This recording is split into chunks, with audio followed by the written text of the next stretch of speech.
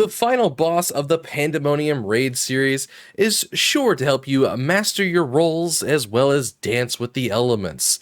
So let's get started on Asphodelos, the Fourth Circle. Now, there is a lot to pay attention to, but once you sort of learn the different element types, it doesn't really become that troublesome. It starts off pretty slow and then sort of builds up. There you'll see a tank buster going out on our tank. It is sort of an explosion of a shadow orb there, so try not to be next to him whenever that happens to go off. Here he's throwing his cape off to one side of the room, and this is sort of just a starter for you guys to learn at what's going to be coming later as he summons multiple capes doing multiple different mechanics.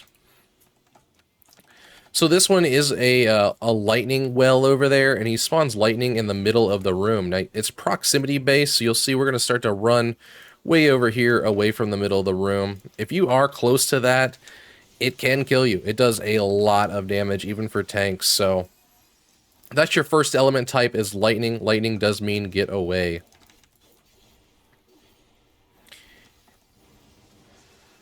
Now that decollation that he did right there, that is your raid-wide AoE. Healers, be paying attention to that and try to help them out by throwing cooldowns tanks if you can.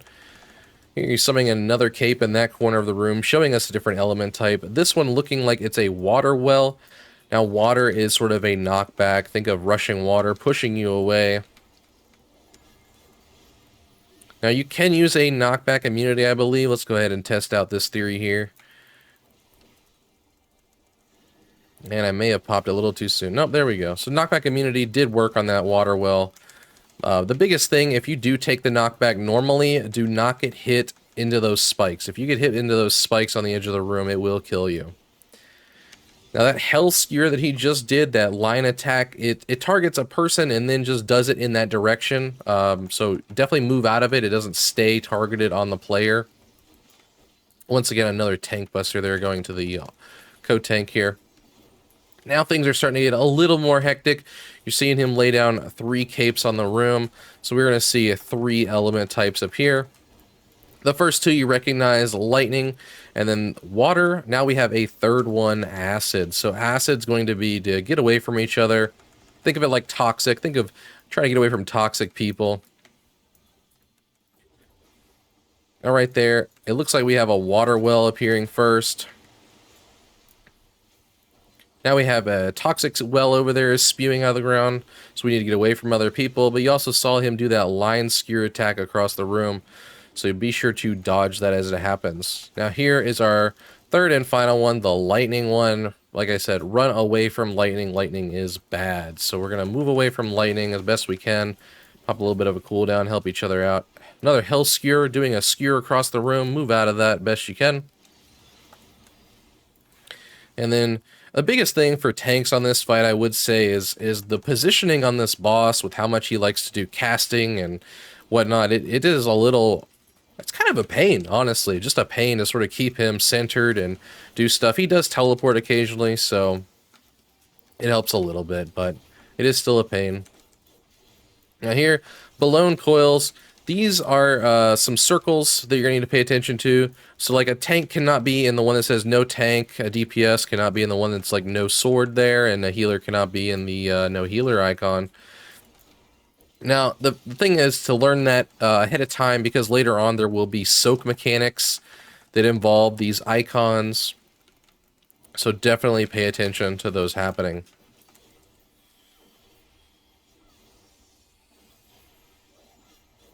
Now he is going to start doing some new stuff here. As you see, he has a sword icon over here. He basically runs to his sword and cleaves the room.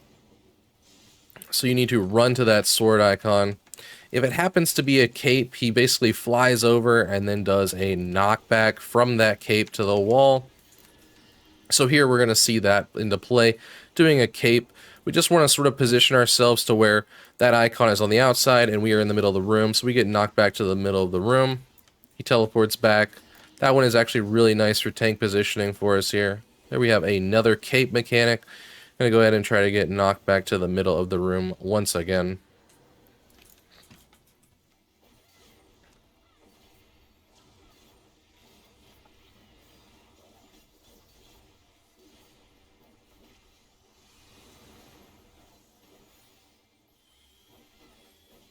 Here, he is doing some orb mechanics, Below Burst. Now, you are tethered to an orb that you are not allowed to take, so basically you want to run and take some other people's.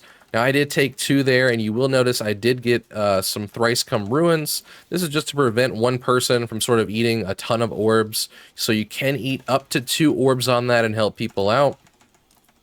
But obviously, taking that 3rd one will cause a doom to happen on you.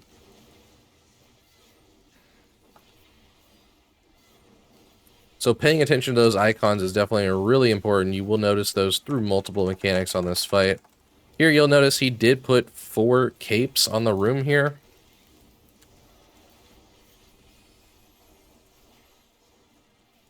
Doing a Blood Drake ability. Blood Drake ability is a raid-wide AoE, so top us up here. He's going to now start doing these different element types. You will see a new element over here, fire. Think of fire as you guys want to keep warm, so stack together for fire. So here we are, we're stacking together, trying to keep warm because of fire. Now doing a hell skewer ability is going over there. You'll see this water well is now spewing, so here we're going to have a knockback happen to us. Go ahead and pop knockback immunities if you guys want. Now there is acid spewing out those. If you did notice, however, if I actually run into that well, I am getting a debuff. I'm getting a pollen debuff here. So being in the center of a lot of these wells will cause debuffs. So like if I run over here to this lightning one, for example, I'm now getting a lightning debuff. And of course, since lightning was active there, we did not want to be near the middle of the room. So just something to take note of as those wells are activated or inactive, they will cause the a debuff by sitting in the middle of them.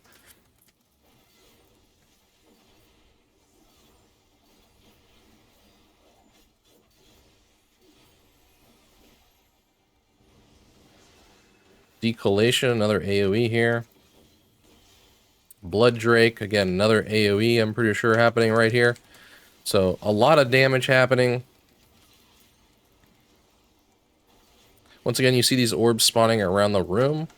So remember, you can take up to 2 of these without dying. So help out your teammates if you need to. Right here, I'm going to go ahead and take a second one. Just make sure you don't take that 3rd one and get a doom. Looks like a sword is over here. That means cone attack. Remember, cape would be a knockback from the cape. A sword will be a cone outwards to the room from the sword.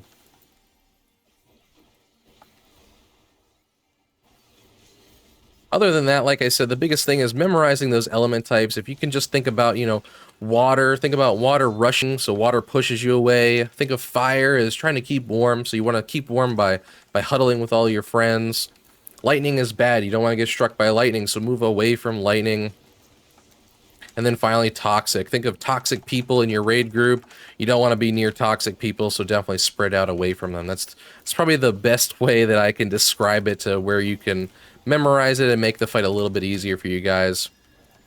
And like I said, be sure not to stand dead center in these or you will get some debuffs within those circles that are around the room. But all in all, other than that, a pretty nice, easy last boss. And good luck farming your weapons and all of your gear, and let's have a really great time in the upcoming Savage raids. Take care, guys, and I'll see you in the next one.